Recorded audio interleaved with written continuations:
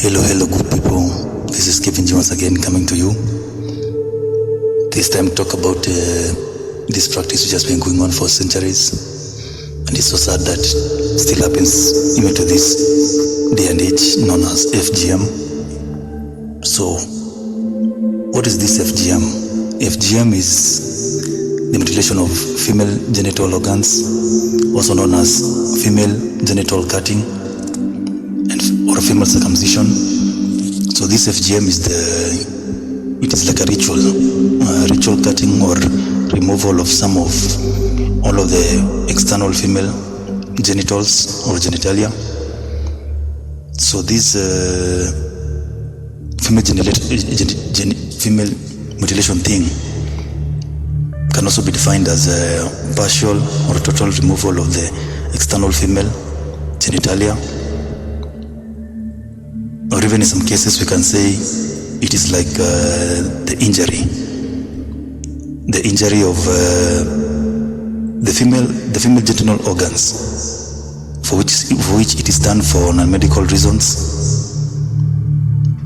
because it is like to some they believe it is like a way of circumcision, like a way of rite of passage from a girl into adulthood or something of the sort. So it is estimated that nearly 200 million women and girls have undergone this practice. This practice is said to be normally practiced in areas like African countries, Indonesia, those Asian countries like Iraq, Kurdistan, and areas like Yemen, over to those sides, on the sides of Middle East. So the reasons for this practice are complex in nature, and the origins are often lost in the midst of time.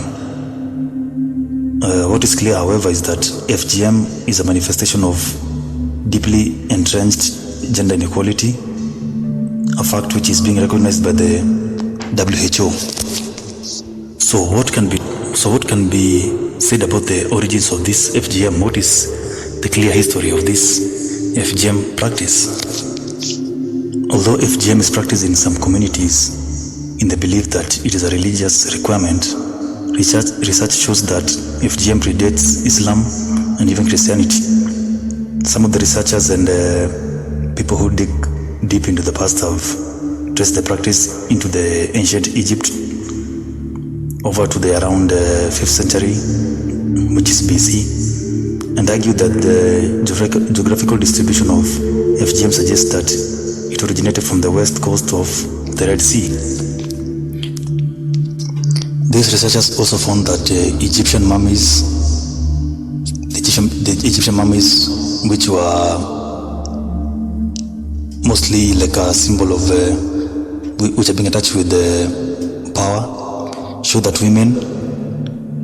mummies in those mummies were infibulated by the practice of FGM.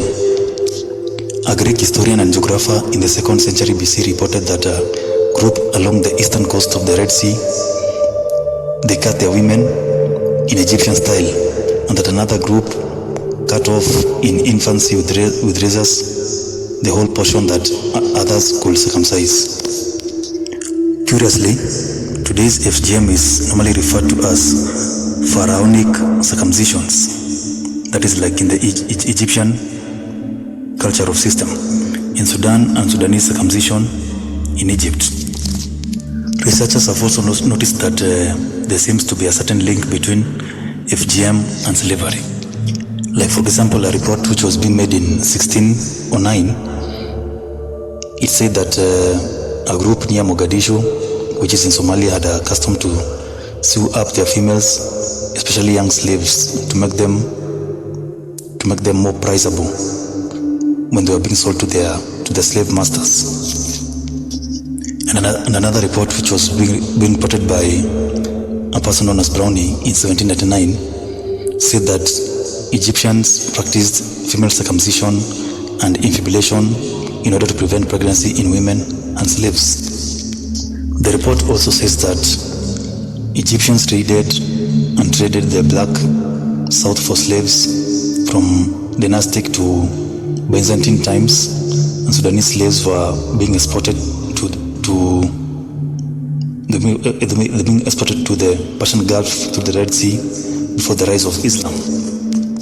Other anthropologists believe that FGM was practiced among equatorial African herders to protect their young females herders from being raped, or an outgrowth of human sacrificial practices, or some early attempt of population control. So the reasons why FGM is being practiced today is as a result of a mixture of cultural, religious, and social factors. For example, where FGM is a social convention, the social pressure to conform is a strong motivation to continue the practice. Or FGM is often considered is considered as a necessary part of raising a girl properly and preparing her for marriage or adulthood.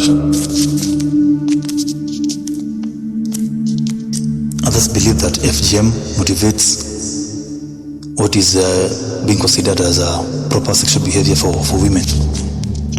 And for others, FGM is normally associated with the cultural ideals of femininity and modesty. So FGM is usually carried out on young girls between infancy and the age of 15, most commonly before the time of puberty age starts.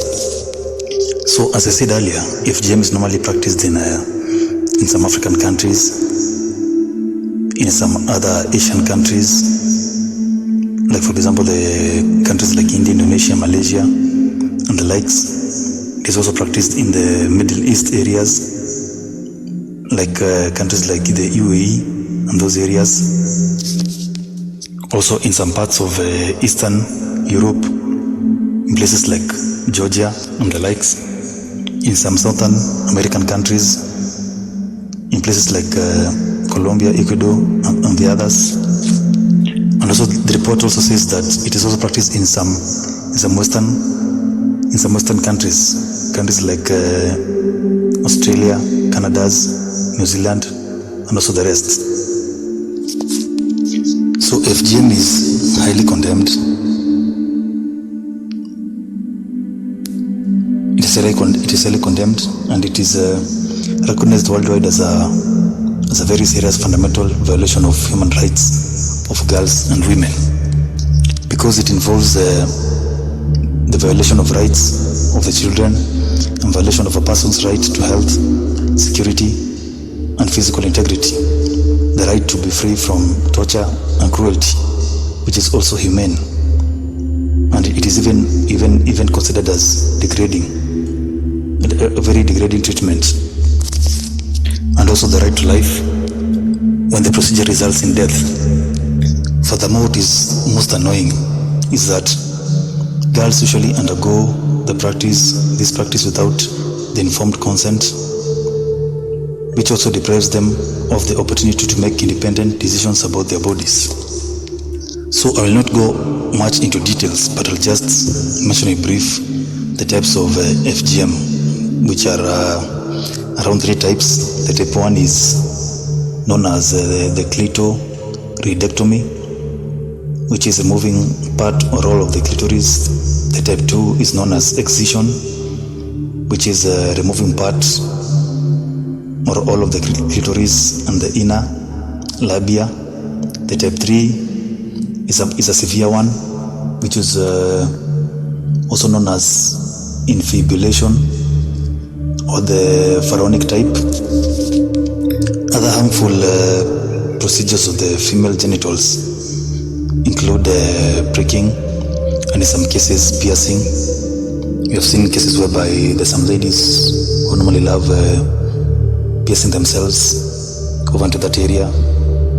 To them, it might mean as a form of beauty, but this is also considered as one of the harmful practices of the female genitals. So now that we have an idea of the origin of the practice and the types of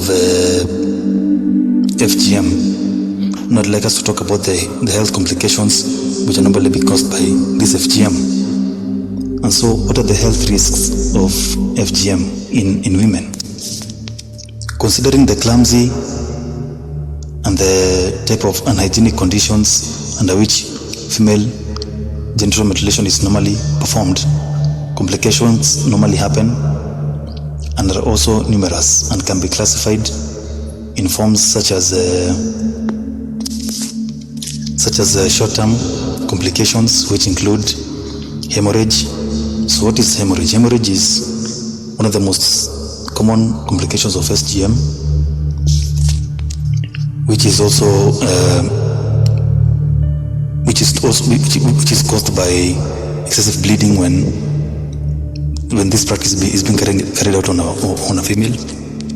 Another short-term complication is shock, which is normally caused by loss of blood and severe pain. Another one is urinary retention, which is very common and can even last for hours or even days.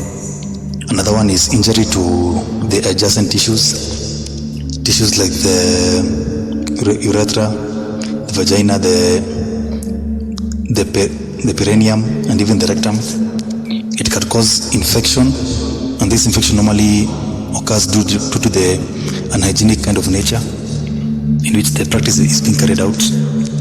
Things like fracture or dislocation of the part of the bodies can happen, like for example the hip joint, whereby when this practice is being carried out, there is normally a struggle between those who are performing this practice and the girl or the woman who it is being practiced on. In some cases, there is failure of the wound to heal quickly because of infection and irritation from things like urine, and in some cases even causes like malnutrition. So another classification of this FGM are long-term complications. So what are the kind of long-term complications? One, it can cause difficulties in micturition, because maybe damage has been caused to the urethral opening. It can also cause UTIs, which is urinary tract infections. In some instances, it can also cause chronic pelvic infections. It has also been known to even cause infertility due to an irreparable damage which normally happens to the reproductive organs. It can cause melanoma, which is unbearably painful. In some instances, it can cause keloid scars. So keloid scars they're normally as a result of slow and incomplete healing of the wound and the production of excess scar tissue. It can also cause the formation of dermoid cysts. It can also lead to calculus formation. So calculus formation can develop due to the menstrual debris or urinary deposits in the space behind the bridge of the scar tissue. It can lead to cases like fistulae, and even in some cases difficulties in menstruation periods. It can also lead to sexual complications, childbirth complications, and also psychosocial complications. And in some instances, it can also lead to death, because maybe due to cases of severe bleeding.